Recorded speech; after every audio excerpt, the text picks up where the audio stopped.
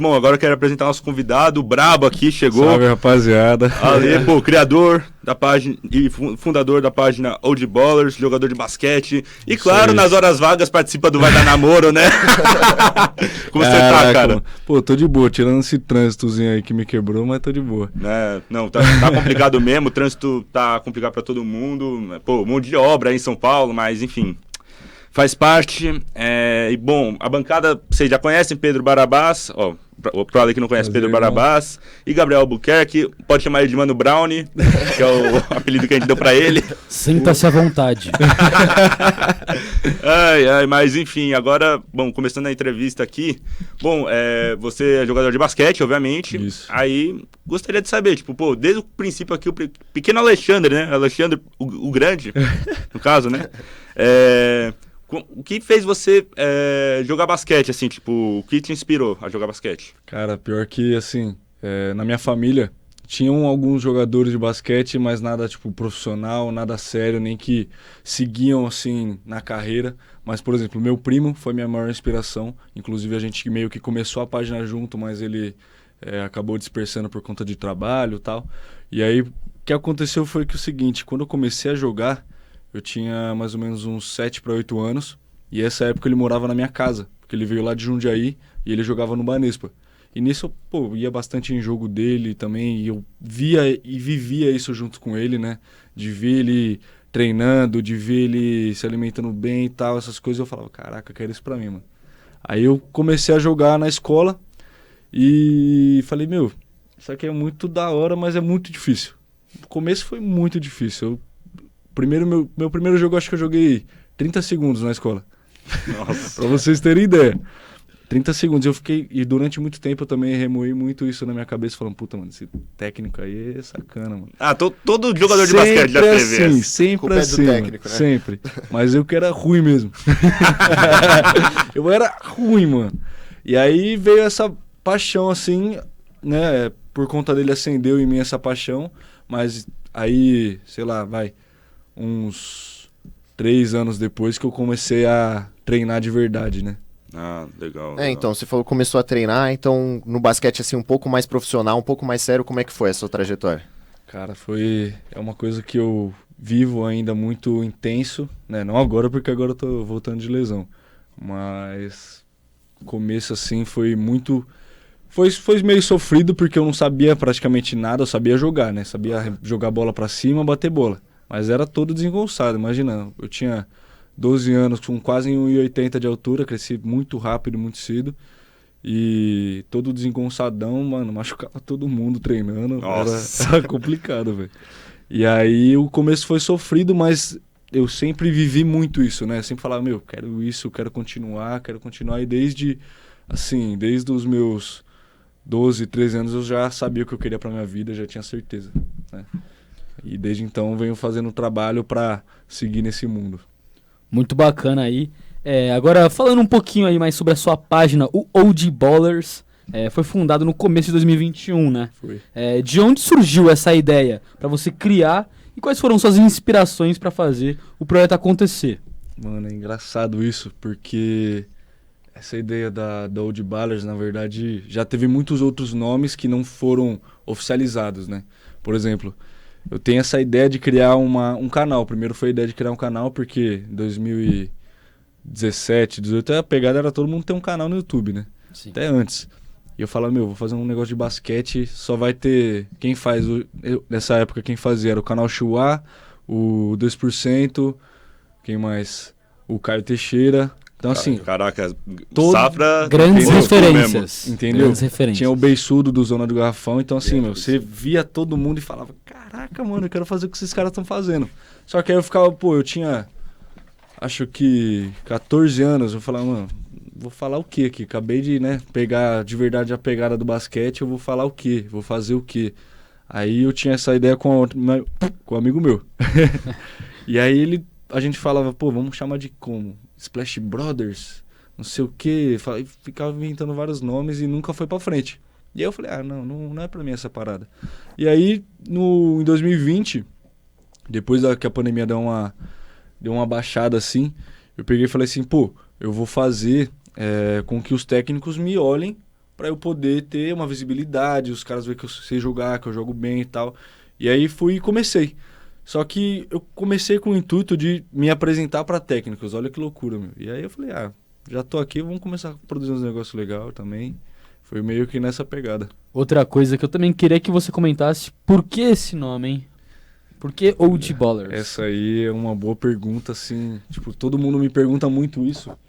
E, por exemplo, baller é uma gíria gringa pra quem joga basquete, pra quem, né, vive isso. Tem muita gente que fala hooper, tem várias gírias, né, vários nomes. Mas baller é aquele nome que você fala, meu, o cara que se chama de baller, fala com outro cara que é baller, você fala, meu, esse moleque joga pra porra. Tá Sabe, que é basqueteiro, né? Outras paradas. E eu falei, meu, baller, legal, e aí, o que eu vou fazer com o baller, e agora? Aí eu pensei, mano, OG OG tem vários significados, né? Tipo, Sim. OG gangsta, velho, tá ligado? Falei, eu já tô no basquete há muito tempo. OG disso. OG de original, tá ligado? Falei, são os verdadeiros jogadores de basquete do Brasil, tá ligado? E aí vem muito isso da minha ideia principal da página, que é, levar o basquete brasileiro pro mais alto nível, assim, em relação a gente conhecendo, gente nova jogando, né? E é bem disso, sabe? Não, e até a gente teve uma experiência que a gente foi lá na primeira etapa da LDB, viu toda a molecada jogar, até, inclusive, a gente ia fazer uma entrevista, antes, só que aí por conta desse campeonato, assim, e é um negócio muito importante, né, pra base, mas, enfim, mudando um pouco de assunto agora, no começo da sua página, né, você meio que fazia aqueles reviews de quadra, né, mostrava lá como que era, assim, dava a sua opinião, assim, em relação à tabela, em relação à quadra, assim, às vezes era escorregadia, ou às vezes um pouco esburacada e tal. Aí eu queria saber, na sua opinião, assim, a falta de atenção, sei lá, em geral, assim, não tô falando, do governo, das pessoas, mas, no geral, assim, meio que afeta isso, porque, um exemplo que eu queria dar aqui é do seu parceiro também, meu parceiro também, Lucas Locke, que ele tem um projeto grande. Que ele leva umas crianças, uns jovens, né, pra jogar numa quadra da prefeitura. Ele comentou um pouco sobre o podcast dele, isso. Aí eu queria saber, você acha que com atitudes como essa, assim, de pessoas que incentivam basquete, como elas podem mudar, assim, as perspectivas? Cara, assim, acho que o Quadras pro São Paulo, que foi o quadro que eu criei, foi algo, assim, revolucionário para quem é aqui de São Paulo e para quem é de fora, quem visita São Paulo durante o ano, muita gente visita. E, por exemplo, atualmente, eu já tenho catalogadas mais de 35 quadras e tenho muitas que eu ainda não postei, até descuido meu. Mas, por exemplo, uma coisa que eu sempre bati na tecla é que o governo, a gente sabe que tá nem aí, de verdade, eles realmente não se importam com esporte, os caras querem saber de dinheiro, né? A gente sabe disso. Então, assim, uma tecla que eu sempre bato é: cuida do que é nosso, como se você estivesse cuidando da sua própria casa, entende? Então você vai na quadra, você vê um lixo na quadra, você pega e joga no lixo, cara. Você não vai deixar lixo na sua casa, exemplo, né? E quem ama, cuida. É uma frase que eu sempre usei na página. E acredito, assim, que projetos de basquete, eu conheço alguns, até posso citar o Santa Fe Hunters, o Instituto... Acho que, se eu não me engano, se eu falar errado, desculpa, mas acho que é Drible Certo, Lance Certo, não sei. Tem vários projetos assim que fazem a diferença de fato, né? Acredito que sim, o que eu sou mais próximo é o do pessoal do Hunters, por exemplo, o Gil Mason, que é um cara que ele foi o primeiro aluno, né, do Hunters. E assim, o que eles fazem lá para a comunidade é incrível, para as crianças é incrível, porque o esporte, até falando do meu curso de educação física, a gente vê muito isso, que o esporte, quando a criança está em desenvolvimento, é uma coisa assim que ela vai levar para a vida sem dúvidas. Eu falo facilmente que o esporte salvou minha vida, o esporte mudou minha vida e muda até hoje, né? Assim, eu com certeza não estaria conversando com vocês aqui se não fosse o esporte, por exemplo, entende? Então... o que proporciona, o que esses projetos fazem, né? Porque para você entrar num clube hoje em dia falar para vocês, é o verdadeiro inferno na vida da criança, mano. Porque às vezes é muita panelinha, às vezes é muito burocracia, às vezes a criança pode até passar, mas não tem condição de pagar o ônibus para ir, entende? Então, assim, projetos como esses fazem totalmente a diferença, entende? Sim, tipo, várias peneiras até, tipo, já participei de peneiras assim quando era mais novo, pô. Aí, tipo, chegava lá, o treinador falava, ó, infelizmente vocês não passar, mas assim, tem que pagar alguma coisa. Tipo, sei lá, tem gente que não consegue nem, como você fala, não consegue nem pagar uma condução, cara. Exato. Muito menos pagar, tipo, pô, pra ter um treino, sabe? Tipo, é bem complicado. Personal, É bem complicado isso, infelizmente, e tipo... até a gente teve uma fala do próprio Lucas Ock, que ele falou que o basquete é elitizado. Você concorda com ela? Concordo e discordo, mas mais concordo do que discordo, porque assim, o basquete de alto rendimento, né, qualquer esporte de alto rendimento, você tem que ter condição para fazer. Não tem como você fazer sem ter condição. Por exemplo, uma boa alimentação, uma boa suplementação, treino bom. Você tem que, se você mora meia hora do lugar, você vai ter que ir algum dia sem querer, vai estar muito atrasado, vai pagar um Uber. Então, sim, se você não tiver condição, é muito difícil. Mas se você, assim, por exemplo, o que acontece muito alguns clubes até deixam, por exemplo, sócios passar na frente. Eu já vi muito isso, eu já fiquei muito bravo com isso durante muito tempo. Hoje em dia até tem que relevar, porque você vê que é como as coisas andam, né? Por exemplo, acho que talvez vocês tenham visto muito isso mais no futebol, por exemplo, que fala assim, você quer jogar aqui então, mas tem que ser sócio do clube, ou você tem que pagar tal valor. Então assim, é elitizado, não tem como, porque tudo gira em torno de alguém tem que receber, se alguém não receber, não tem como o esporte andar ali, entende? Então, infelizmente, tem que concordar que é elitizado, gostaria que não fosse, né? Mas hoje em dia, infelizmente, assim, tudo gira em torno do que você rende e do quanto, né, você precisa colocar para poder fazer alguma coisa funcionar, né? Com certeza. Muito importante, influenciadores como você, comentar sobre os cuidados que a gente precisa ter nas quadras, né? Até porque a gente sabe que, se for depender das pessoas de revitalização, entre outras coisas, não vai ter, né? Agora, mudando um pouquinho de assunto, a gente já falou em outros podcasts, em outras entrevistas, sobre que o Brasil hoje ele é o terceiro país que mais consome NBA no mundo. Só fica atrás dos Estados Unidos e da China. Como esse fator influencia no esporte e no nosso país, no seu ponto de vista? Eu acho que é assim, sensacional. Por exemplo, o basquete é o segundo esporte coletivo mais jogado no mundo, né? Passou já diversos esportes, mas, por exemplo, uma coisa que eu venho falando para muitas pessoas é que o basquete vai passar o futebol em cerca de, no máximo, 5 anos, vai passar o futebol em quem vê, em quem joga e nessas vivências que a gente costuma fazer, né? Eu acredito, assim, que ter influenciadores do esporte, ter influenciadores de gente que só assiste ou gente que só joga no videogame, por exemplo, NBA 2K, faz totalmente a diferença, porque está apresentando um esporte novo. Por mais que, por exemplo, eu gravo um conteúdo engraçado ou eu gravo um conteúdo com algum artista ensinando ele a jogar, se você prestar atenção, você aprende junto, entende?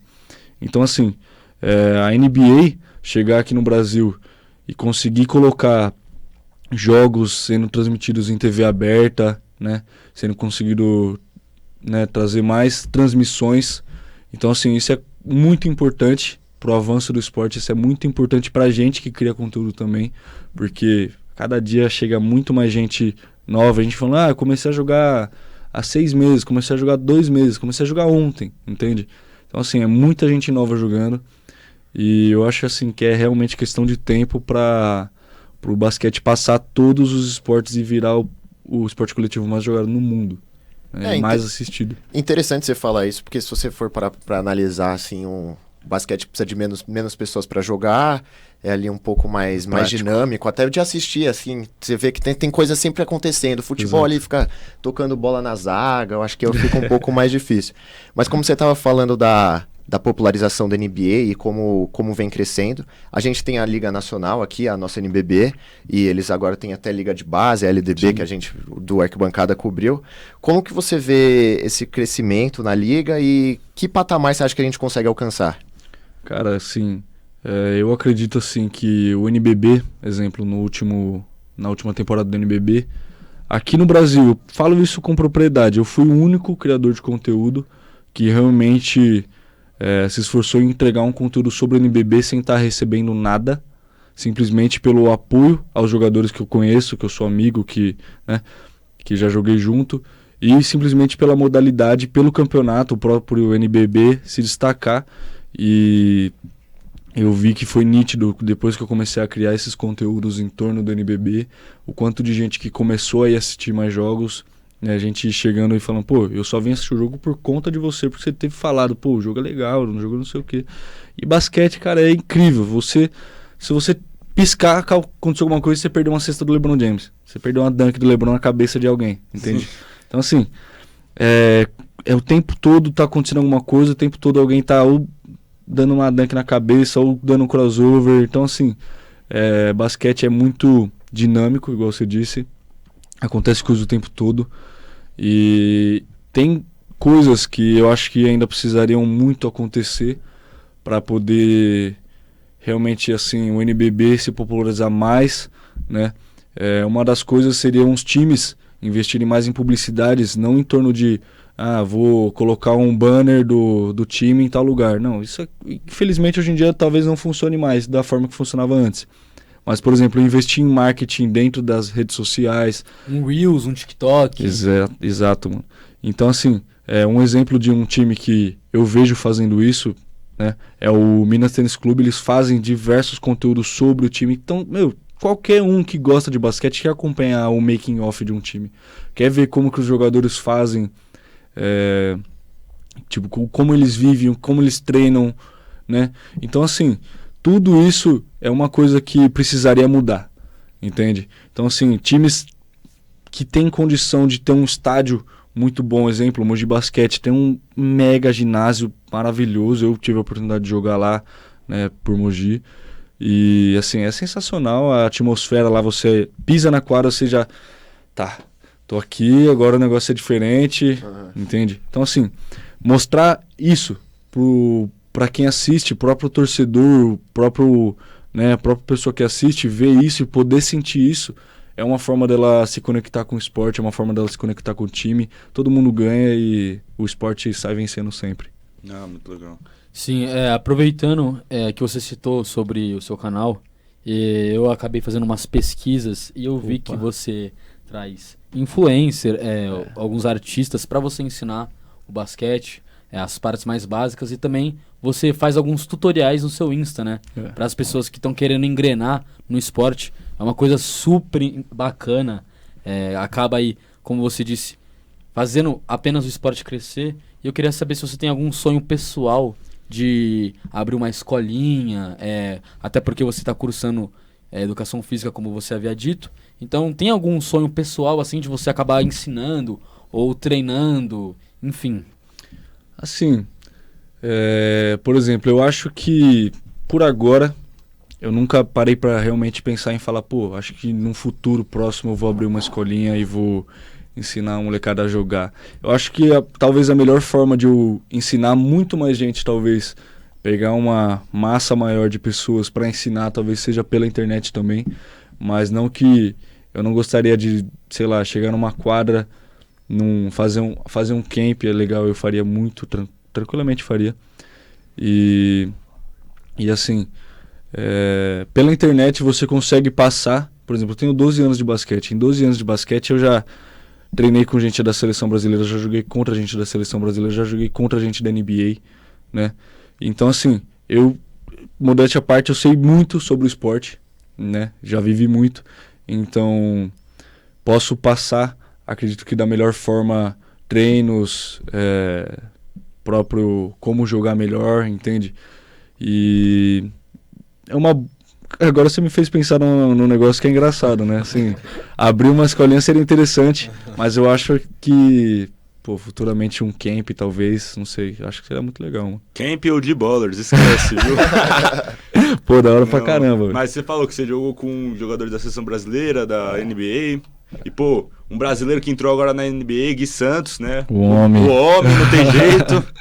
Pô, ele tem um baita projeto pra ter essa projeção no draft, né? E me diz, o que você espera dele na NBA? Assim, já mandando um abraço pra ele, o Gui é meu amigão, moleque gente fina pra caramba, meu 0011.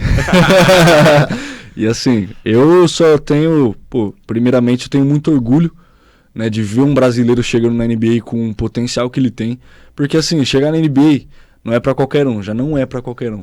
Primeiro jogo dele, ele fez, se eu não me engano, 23 pontos, cara. Primeiro jogo é assim, é absurdo, é algo que, pra você fazer 23 pontos num jogo, é uma coisa que você tem que treinar muito, você tem que errar muita coisa, você tem que mais errar do que acertar, essa é a verdade. E eu só espero que ele continue, ele já chegou num time que é atual campeão da NBA, simplesmente. Ele tem Leandrinho ao lado dele ali, Leandrinho que jogou... acho que, se eu não me engano, mais de 10 anos na NBA. Então, assim, ele tem tudo para alavancar muito mais ainda. Eu acredito que ele... espero muito que ele fique no roster principal, né, do Golden State. Mas se ele ficar pela D-League ou se ele acabar indo para outro time, ele tá lá ainda.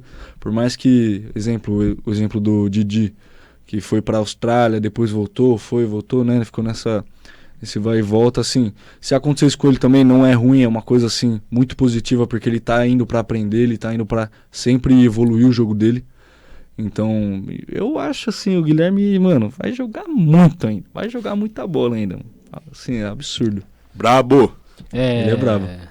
E voltando aqui ao assunto sobre o seu canal, você mostrou a conquista do time, né, em que você jogou. Fui. O Camelos Clutch pela NCB, na série prata. Conta um pouco para os telespectadores aí sobre essa competição e a conquista, como foi para você. Cara, assim, isso começa em fevereiro, para mim essa vitória assim começa em fevereiro, porque em fevereiro eu torci meu tornozelo e rompi 2 ligamentos do tornozelo, totais e um parcial. Era uma lesão que poderia ter acabado com o meu primeiro semestre, e...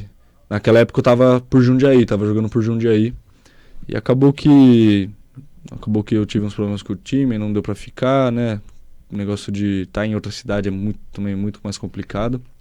Voltei pra São Paulo e eu já conversava com o técnico Cleiton, que é do Camelos, ele falou, vem jogar com a gente e tal, porque a gente jogou muito contra em 2019, quando eu tava no Tênis Clube Paulista, a gente jogou contra na Liga Pro, se não me engano, Liga Pro. E aí a gente jogou contra, né, e aí ele já... E inclusive, agora vai ser engraçado, ele foi o meu primeiro técnico da escola que me deu 30 segundos de jogo. Então, Cleiton, remoí por muito tempo, fiquei bravo muito tempo, mas depois de muitos anos de basquete que eu falei, puta, mano, agora faz sentido. Eu era ruim pra desgraça, eu era ruim, mano. Mundão girou, pô. E aí acabou que, no último semestre, depois de voltar de Jundiaí, já tava recuperado da lesão e tal. Meu primeiro jogo com ele eu fiz... acho que eu fiz 2 pontos, um negócio assim, tava voltando de lesão, tava 0 confiança. Aí foi uma crescente, foi 2, depois foi 6, aí eu já tinha tomado a minha confiança a mais, aí já foi 14, acabou que um dos últimos jogos foi 24 pontos e não sei quanto, acabou que foi, acho que cestinha do jogo, acho que 4 vezes com eles, e aí no final a gente foi campeão da Série Prata, porque a gente, inclusive, um negócio que martela muito na minha cabeça, foi um jogo importante que a gente perdeu, porque, mano, faltando 3 segundos eu errei a última bola do jogo, que a gente ia aí passar os caras e ganhar e... Nossa. Não, quando isso acontece é complicado. Ixi, eu vou remoer isso mais uns 15 anos. Não, teve bola de competição aí que eu errei assim, faltando 10 segundos. Nossa, faz 4 anos atrás eu tô remoendo isso aí. Entendeu? Exato. Tá lá no chuveiro pensando, putz, meu, faz 5 anos, mas... E os pensamentos do chuveiro são os piores. Você fala, cacete. E aí essa mesma vitória... coisa, tipo, aquele lance lá do que o jogador perdeu, que poderia dar o título. Exatamente isso. E aí eu fiquei, essa vitória foi assim, por ser uma série prata, a gente talvez não dê tanto valor. Você pode perguntar pra qualquer jogador e falar, eu queria ter ganhado a ouro. Assim, eu ter ganhado a prata e jogando outros campeonatos ao mesmo tempo, ter ganhado a prata vindo de uma lesão que podia ter acabado com o meu semestre, vindo de... psicológico totalmente abalado por conta dessa lesão, né? Então, assim, pra mim foi uma vitória, assim, absurda e, só agregou. Não, até eu lembrei aqui, a gente tem nossa Atlética, né, de comunicação, que é a Atlética Tubarão, tipo, foi desclassificada por conta de alguns problemas, né, em 2019, grande Tuba, né, mas aí a gente acabou caindo pra Série Prata e, meu, a gente ganhou tudo na Série Prata, nossa. Tudo. Eu nunca vi tanto maquenzista comemorar, cara. Nossa, os caras fizeram festa, assim, um mês inteiro, cara, tipo, ai, saudade de Juca, que é o Juca, né, que é o Jogos Universitários. Da área da comunicação. Isso. E, tipo, meu, foi uma maior festa. Todo mundo postou no Instagram, meu Deus, o Mackenzie ganhou, nós é pica. Meu, foi muito da hora. Mas agora mudando um pouco de assunto, né, meu? Todo mundo veio aqui, não foi por causa de basquete, foi por causa de fofoca. Você sabe, né? Rapaziada, dá uma licencinha aqui. Não, mas, ó, estamos aqui com um participante do quadro Vai Dar Namoro. Nossa, aquelas paradas. Famoso, meu, você foi pro quadro, meu, foi super descontraído, chegou driblando aquela bola lá, metendo uma cesta, meteu até uma enterrada lá pra impressionar as gatas lá. Cê é louco aí. Nossa, não, mas a sua cantada. A sua cantada. Não mente, mano. Você fala que foi boa, sacanagem. Eu achei muito ruim. Eu falei, você não gosta de basquete, mano. Sei não, ficou difícil, hein, meu? Cantadinha fraca. Ai, cara. Pelo Casimiro. Cantada nichada, boa, o cara é bonitão. Não, mas como que foi participar desse programa assim e, pô, trazer um pouco do basquete em rede nacional? Assim, pô, foi surreal pelo fato de 10 anos atrás eu estar assistindo, pô, sentado no chão, assistindo com a minha família, olhando e zoando todo participante que entrava, eu zoava. E não mudou nada, porque eu continuo fazendo isso. Mas, mano, é assim... por mais que a televisão não esteja tão em alta hoje em dia, ainda você aparecer na televisão, no ao vivo, no ao vivo não, né, porque não foi ao vivo, foi gravado, mas você aparecer no domingo à tarde, que é um horário nobre, né, e, pô, se aparecer na televisão, a família vê, o Brasil inteiro, internacionalmente verem o programa, até porque gente de Portugal falou, pô, já passou aqui, assisti, hein, e, meu, é assim, absurdo, sabe, e eu acho que contou muito mais pro esporte do que pra mim. Eu vejo muito isso porque, assim, eu vivo o esporte, pô, de verdade, assim. Eu vivo, sim, 100%. Então, assim, poder deixar foi, acho que 15, 10 minutos, não vou conseguir lembrar agora. Que eu fiquei lá no programa jogando bola, que eu consegui ensinar os caras a dar um arremesso. Pô, eu dei uma enterrada, eu fiz uma bandeja, eu acertei tudo. Assim... É uma coisa que eu olhando, se eu tivesse a minha idade de 10 anos atrás, eu ia ficar, mano, caralho, eu quero jogar basquete, velho. Olha isso que da hora. Entende? Então, assim, pode ser que alguém lá no Piauí, no fundo do Brasil, pegou e falou, caraca, mano, eu quero uma bola de basquete, quero jogar, quero fazer isso, quero fazer aquilo. Então, assim, foi mais importante pro esporte do que pra mim, na minha visão, assim. Eu acho, assim, que o que eu consegui levar pro programa, pro público, assim, foi algo que eu faço na internet e que eu consegui fazer na televisão, né? E foi... Eu até agora tô tentando assimilar o que aconteceu, porque foi algo, assim, surreal. Não, e um negócio mais surreal ainda foi o que vocês fizeram um anão enterrar, cara. Tipo, isso foi bizarro, mano. Isso foi bizarro. Fora a importância, né? Além de tudo, estar mostrando aí o esporte pra vários estados e de quebradinha ainda, né? Dá uns beijinhos na boca. Ui! Cavalo! Rapaz! Ai, mano, foi doideira de verdade. Que foi aquilo? Puta merda. Não, e pior que eu me identifiquei muito, porque eu assistia muito quando eu era pequeno. Entendeu? Também, pô, lá tinha uma TVzinha, eu lembro, pô, você é louco. Nossa, mano, foi doideira. Papo reto. Não, mas enfim, agora partindo pro final, a gente tem 2 quadros aqui. Primeiro um momento flashback, né, que é, pô, falar um momento, assim, marcante, assim, que aconteceu e tal, na sua trajetória. E pra começar, um momento marcante na sua vida. Caraca, mano. Acho que assim, o momento, se for em relação à minha trajetória com o basquete, acho que o momento mais marcante pra mim, assim, foi a primeira vez que eu entrei no ginásio lá, o ginásio Professor Hugo Ramos, lá em Mogi das Cruzes, pra jogar pelo time, que eu falei, caraca, mano, tô aqui, olha isso aqui é onde os caras do NBB treinam, isso aqui é onde os caras jogam, onde entra 500 pessoas assistir o jogo, onde entra, pô, torcida mogiana. E eu fui residente de Mogi das Cruzes, eu morei lá, né, quando eu era muito mais novo. E depois voltar, alguns anos depois, para jogar pela cidade, representar a cidade, foi assim algo que marcou muito. Eu falei, meu, se eu posso nem seguir a carreira pelo basquete, posso nem virar o jogador que eu quero que eu vire, mas só de ter vivenciado isso pra mim já vale muito. Então, acho que pra mim o momento mais marcante foi esse na minha trajetória, foi de fato esse. E agora um jogo, tipo, que te marcou bastante, assim, muito importante pra você. Caraca, mano. Essa pergunta é difícil, cara. Pô, já tive alguns jogos, mas acho que um deles foi um jogo ruim meu no Sul-Americano, que eu tava sofrendo, porque o Sul-Americano foi em Novo Hamburgo. E eu tava sofrendo com o negócio de respirar lá, porque muda completamente. Tava um frio do cacete também. Aí, mano, aconteceu que a gente teve vários jogos, acho que a gente jogou em uma semana, assim, acho que jogamos 6, 5 jogos, e pra você se recuperar de um jogo já é difícil. Imagina um seguido do outro no mesmo dia. Nossa. É pegado com o ar, você respirando um ar difícil de respirar, porque era, mano, muito frio. E a gente não tava tão acostumado, tá ligado? Com esse tipo de clima. A gente é totalmente diferente, mano. Então, assim, eu fiz alguns jogos que eu julguei ruim. E o último jogo mais importante pra gente ser o campeão, porque a gente foi campeão da bronze aquele ano. E aí, o meu último jogo foi o jogo que eu consegui, já tava mais, né? Já tava com o meu corpo mais acostumado com o ar e tal. Eu já tava conseguindo respirar melhor. Mano, foi um jogo que eu dei, acho que naquela época eu jogava de 4 ou 5, né? Aí, mano, eu dei acho que uns 4 ou 5 blocos, fiz uns, acho que 6 pontos, peguei uns 10 rebotes. Então, assim, foi um jogo embaçado pra mim. Então, foi mais pro lado auxílio de quadra do que de fazer ponto. Mas, assim, foi um jogo que marcou.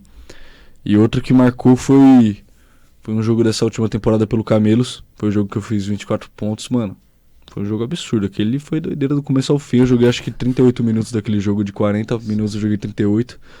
E era lá e cá o tempo todo. A gente acabou perdendo de 2 pontos.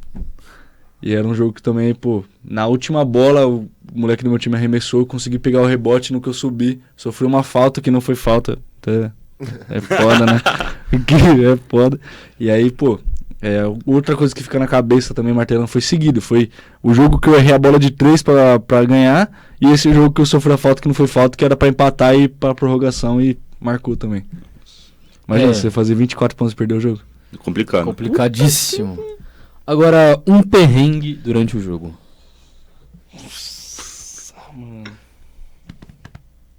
Eu acho assim que o perrengue tem todo jogo.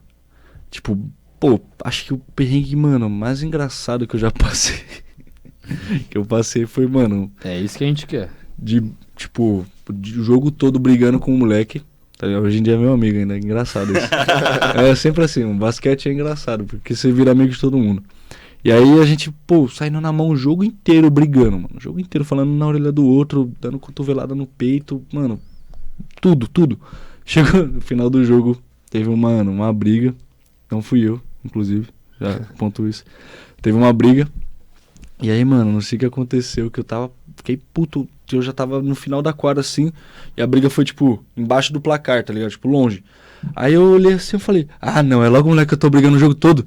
Fui direto pra cima, só que aí, tipo, na hora que eu cheguei, já tinham me segurado. Mano, não me baixaram a calça sem querer, mano. Você acredita nisso, mano? Eu cheguei, os caras foram me segurar e baixaram minha bermuda assim, mano. Eu fiquei assim, mano, só de cueca com a bunda de fora, assim, mano. E os caras...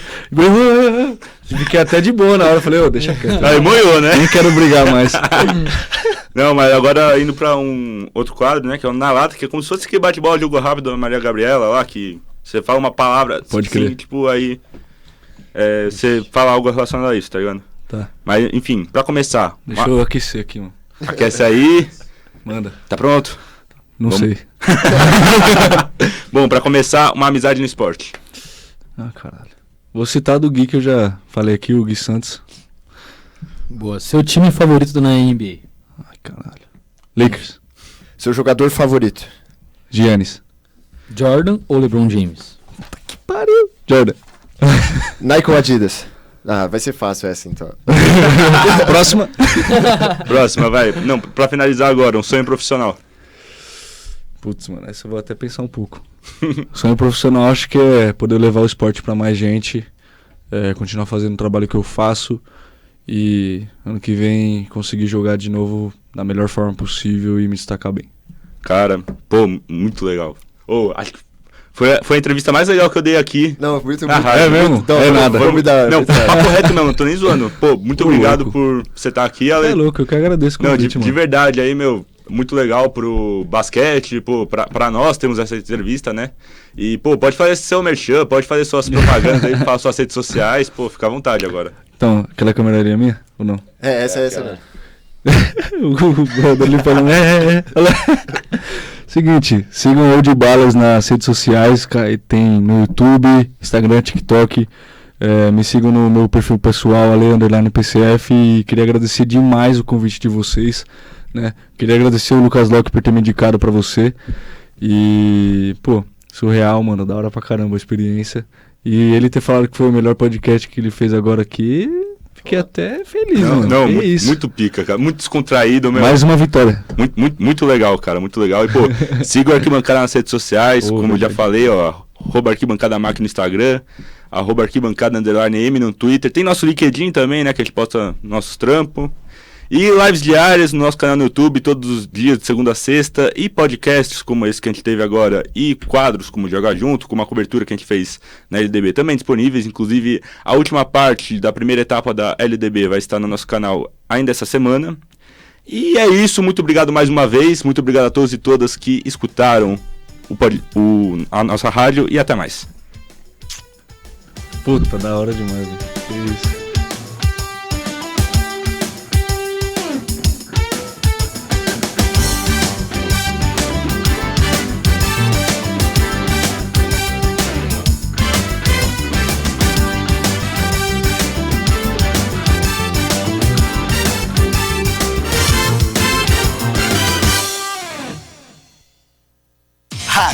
Mackenzie.